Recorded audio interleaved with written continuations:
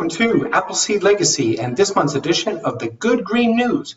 Don't forget, you can check out our website at appleseedlegacy.com, where you can click into our newsreaders covering all the green stories from the internet, updated every week. There's lots to cover with no time to waste, so let's get to it. In business news this month, as usual, lots of good things happening. As reported by environmentalleader.com, the Bank of America has announced that it will power its headquarters with solar energy now. Further, as reported by InsideEVs.com, Hyundai has launched an electric minibus in South Korea. Meanwhile, again reported by EnvironmentalLeader.com, the Taiwan Semiconductor Manufacturing Company has signed the world's largest renewable energy supply deal. In other news, as reported by MarketWatch.com, sustainable investing seems to have exploded in 2020. Finally, as reported by Euractiv.com, BMW has agreed to a $2 billion Euro battery contract with Swedish manufacturer Northvolt. In technology news, the good stuff just keeps rolling. As discussed by Euractiv.com this month, Norway has approved a 2.1 billion euro carbon capture mega project. Next in line from phys.org, a new solar material developed and funded by the armed forces can clean drinking water.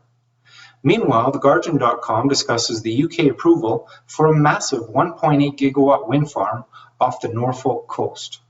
Also, GreenCarCongress.com reports on the first carbon-neutral lithium extraction project to start in Germany. Finally, as reported by GreenTechMedia.com, the world's largest customer-sited solar storage plant has been planned for the Nevada desert.